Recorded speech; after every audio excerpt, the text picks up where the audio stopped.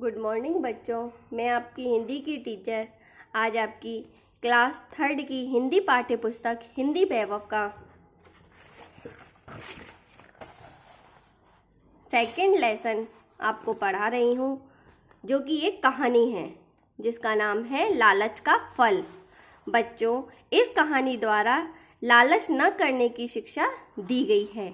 लालच से दुख ही प्राप्त होता है, यही कहानी में बताया गया है। प्राचीन समय की बात है। प्राचीन मीन्स बहुत पुराने समय की।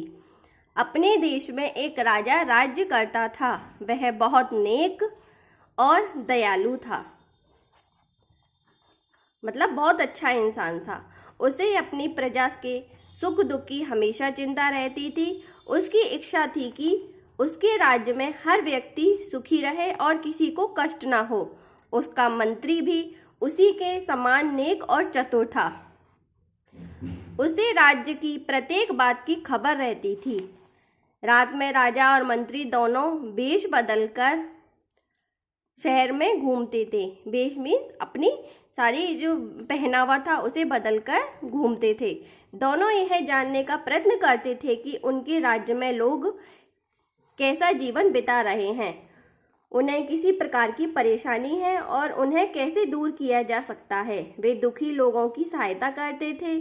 इस कारण उस राज्य में चोरी और बेईमानी का नाम तक न था।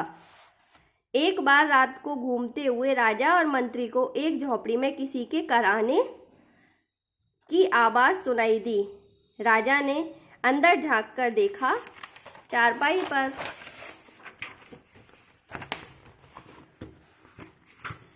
एक बूढ़ा व्यक्ति लेटा हुआ कराह रहा है, यानी बहुत परेशान है। उसके सिराहने बैठी लड़की आंसू बहा रही थी। राजा ने और मंत्री ने झोपड़ी में प्रवेश किया। उन्हें देखकर लड़की उठकर खड़ी हो गई। वह उन्हें पहचान नहीं पाई। राजा ने पूछा, तुम क्यों रो रही हो? तुम्हें क्या कष्ट है? लड़की ने उत्तर दिया, ये मेरे पिता हैं। लकड़ी काटकर शहर में बेचते हैं, उसी से हम अपना निर्वाह करते हैं। मतलब अपने खाने पीने का जो जितना भी सामान होता है वो हम उसी से लाते हैं। 4 दिन में ये काम पर नहीं जा पाए। घर में ना तो खाने को रोटी है और ना इनके इलाज के लिए पैसे। राजा ने मंत्री को और देखा। मंत्री ने कुछ रुपए लड़की को दिए और कहा, यह लो बेटी, इनसे तुम दवा और खाने पीने का सामान खरीद लेना। झोपड़ी से बाहर आकर राजा ने मंत्री से कहा, हमारे राज्य में अभी भी बहुत लोग दुखी हैं।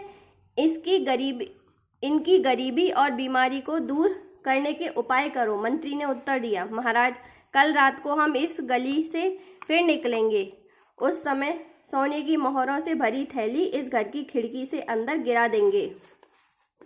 इससे इन लोगों का दुख दूर हो जाएगा। इस प्रकार बातें करते हुए दोनों आगे निकल गए। दोनों की यह बात पड़ोस के एक आदमी ने सुन ली। वह बहुत लालची था। मोरों की बात सुनते ही उसके मुंह में पानी आ गया। वह किसी भी तरह उन्हें पाने का उपाय सोचने लगा। दिन निकलते ही वह उस बूढ़े के पास पहुंचा और बोला, बाबा, क्या आप अपना यह घर मुझे बेचोगे? मैं तुम्हें 1000 रुपये दूंगा। बूढ़ा आश्चर्य से उसे देखने लगा। इस छोटे से टूटे फूटे घर की कीमत 1000 रुपये? उसे चुप देखकर आदमी ने कहा, अच्छा 2000 ले लेना। बूढ़े की लड़की होशियार थी। वह समझ गई कि उसने जरूर कोई बात है। वह बोली, 2000 तो बहुत कम है। आखिर में 5000 पर सौदा पक्का हो गया। वह आदमी ने उन्हें 5000 रुपये देकर उनका घर खरीद लिया। अब वह उत्सुकता से रात की प्रतीक्षा करने लगा, मतलब इंतजार करने लगा बहुत उससे कि हाँ अब रात होगी और असरफियाँ आएंगी।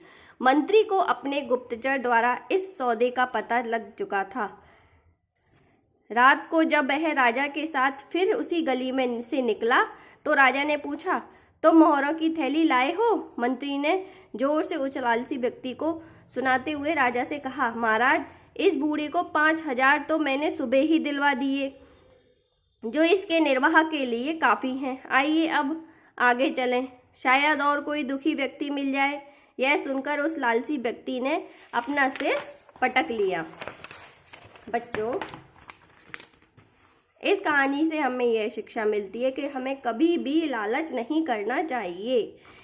बच्चों, इसमें कुछ कठिन शब्दार्थ दे रखे हैं। नेक का भला में सज्जन, कराहना रोना, दयालु दया करने वाला, प्रवेश भीतर जाना, प्रजा जनता, उत्सुकता बेचैनी, खबर सूचना, प्रतीक्षा इंतजार, चतुर होशियार, सौदा पक्का होना, खरीदने की वस्तु की कीमत तय होना। ये सारे आपको कठिन शब्द अर्थ दिए हुए हैं जो कि आपको अच्छी तरह से पढ़ने हैं और याद करने हैं।